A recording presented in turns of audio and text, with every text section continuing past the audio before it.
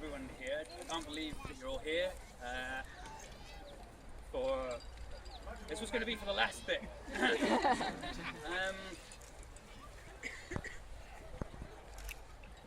So my opening bit was just welcome and thank you. Thank you for being here, and just thank you for all your support over the last couple of years, 5 years, however long you've known me. It's hard to believe that we're here on this hill, a hill that I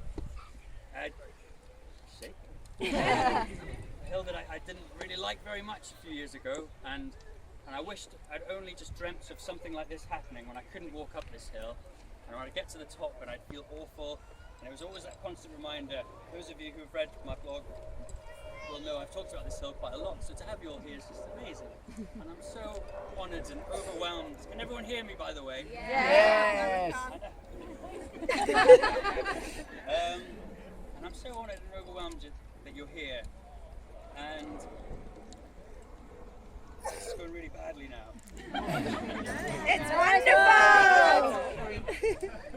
But, I think you all know why I did what I did. I got to a point where I didn't see much hope for myself, and it was after I'd recovered from cancer. It was a really strange thing. I thought when you beat cancer that you were meant to be this elated, overwhelmed person, and I wasn't, and I really struggled with it, and it was only then that I thought, you know what, I don't see myself ever getting my energy back. I don't think I'll ever be strong enough. I didn't see a future for myself, and that was the worst feeling of all. It was worse than both my cancers put together. It was worse than the treatment. It was worse than the operations, and that feeling of no hope. And I don't know, and I really hope none of you have experienced it, but it's horrible, and you can't really. I don't know if I've done well enough to actually put it into words for you. And I do. I wanted to show people that there was life after cancer, but there's also life during. There's life happening right now, and I'm so all for that feeling of planning for the future and looking forward to the future, but I'm also for the moment. And so for today only, I want you to forget about your lists and just enjoy this moment, this where we are right now, the people around you, because everyone here has either been touched by cancer or you've experienced it in some way, and we're all really trying hard to beat it, and we're all getting through it, and you all inspire me. And I guess I've had thousands of messages. I'm going to go to my script now. I'm not used to it yet, but I've had thousands of messages from people all over the world, and it's everywhere. And I just want you to know how much those messages meant to me, because I did struggle in the first year when I was planning this. I didn't know if it was a good idea. I ummed and ahed whether or not it was the right thing to do. I didn't know, and having the support from my friends and family, and then all the 101 gang. It's just incredible, and to see all these people, all of you wonderful people here, is just amazing. So what I wanted to just let you know was, what we achieved together over the last couple of years, from 101 Things to Do When You Survive, and none of these things would have happened without all of you guys who have sponsored me or supported me or just let me know that you understood and I wasn't alone, because I did feel very alone. And when I shared my story, I wasn't alone anymore. And I would advise every single person, if you're going through what I went through, to find someone or find a group, whatever it might be, and be around people who've been through that similar experience. So 101 Things to Do When You Survive. I'm going to talk about this little man here in a minute. For those at the back, there's a legend down here. But thanks to you guys who sponsored me for my head shave. We raised over $20,000 for the Australian Leukemia Foundation. 101 Things and myself were a figurehead for a campaign called Every Moment Counts for the Cancer Research UK, and I think getting that story out there and getting that experience of post-traumatic stress disorder, which not many people talk about, was a big thing. We raised $5,000 for the Hole in the Wall Gang camp, a camp for seriously ill children in America. We recently helped 52 lives. Jamie Thurston's here. Is Jamie here? Oh. No, she's over there. She's hiding at the back, not putting her hand up. we bought a wheelchair for a boy with cerebral palsy in China, thanks to you guys. The t-shirts that you're wearing, so many of you are wearing these 101 Things to Do When You Survive t-shirts. And we've raised almost £2,000 for the Cure Brain Cancer Foundation. So thank you, and I hope you keep wearing them because it's they look amazing.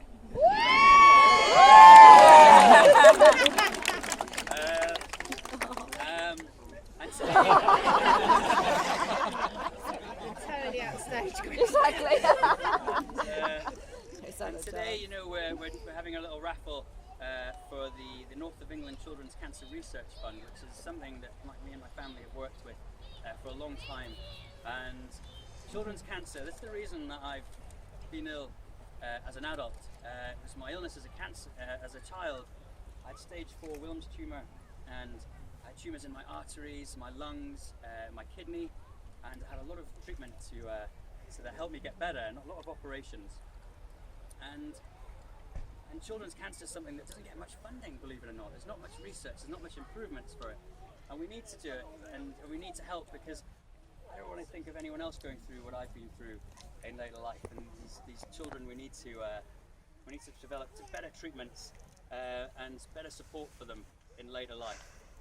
So thank you so much for your believing in the things that I talked about on my blog, and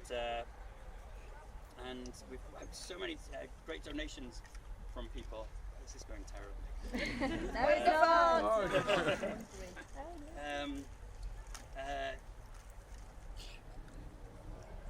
Sorry.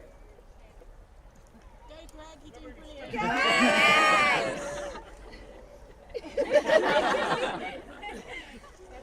Yes. So lots of thank yous to people who've donated for the raffle. Karen's been going around with tickets to sell to you, and all those prizes have been donated. The hot water has come from the Roebuck, the hot chocolate from an insurance company called Insurance With, which was the only company to sponsor someone like me, who on paper sounds like a medical nightmare. But you know, I'm not, and none of us are. Bamboo, my mum, my dad, Hannah Walcroft. Where is Hannah? Hannah's here. Hannah, there you are. Her wonderful. She gave us lots of James Bond memorabilia and stuff, which I want to keep. But she told me to raffle it off. So whatever you're donating, there's a prize for everyone. And I've also got 5 prizes whereby you will win, but you will not know what you win. I know, it's very snazzy. But you know, when you go to a raffle and you end up with afternoon tea about 3 hours away, you know, sometimes it's a bit. So I thought I'd wait and see who won, find out where they live, and then organise something very special for you where you live that you don't have to travel very far. But we've also got, we've also got a very special prize, which some of you might go, God, I don't want to win that. But it's a date with me. My cousins. Stay with me, and I will take you out on an adventure day, a relaxing day, whatever it is you want. So whoever wins that, we'll make sure we have the best day together. We'll make a video, we'll take pictures, we'll blog about it, and we'll just have a great day. And it'll be a so what do you think of that one? So it'll be great. And yes. So I've kind of talked about Richmond Hill. That was going to be my last thing. But I used to live just over the river, and my brother and sister-in-law lived at the top of the hill here. And I used to come up and visit them. I'd come the other way, kind of cheat a little bit, and I couldn't do it. And I wish now I'd just given myself time for my body to heal, time to get over it. And I didn't, and that's what really got me down. And so this hill, as beautiful it is, it also was the bane of my life at one point. And it brings me on to this little boy here, Seb. I don't know if any of you saw a video I made a couple of years ago. Was that a couple of years ago, Seb? How old were you then? I think you were 5, weren't you? Oh yeah. Yeah. He was 5. And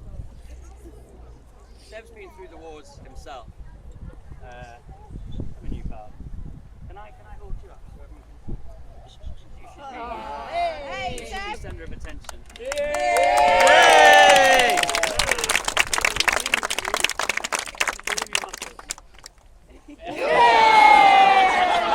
guns to Newberry! Big Newberry!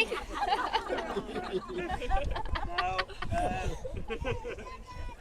Sebastian had a heart transplant when he was 2 years old, and he's been in and out of hospital. Yeah, been in and out of hospital ever since, and he's been through so much. And a couple of years ago, his mum and dad emailed me just to say that my story was exactly what they wanted Seb to be exposed to, because I was like Seb at one time in my life, and now I'm standing on Richmond Hill, and I'm with you, and life's amazing, and you're going to do all the adventures that I have. But at the time, my confidence was all over the place. I still wasn't sure what I was doing, but that email, that's what it was all about. And I want everyone to have hope. Hope is the most wonderful thing in the world. And without it, I think we're a bit lost. So I hope you can look at Seb, and you can look at myself and all the people around you, and have hope in your hearts, because it's just wonderful and it's beautiful. And having hope that I would go and see the world and be better again has made my life a lot better, and I hope it makes your life better as well when you think of that. So this little boy is a miracle, and he is now my best friend, aren't you? Yeah. Thank you. I'm going to put you down because you're actually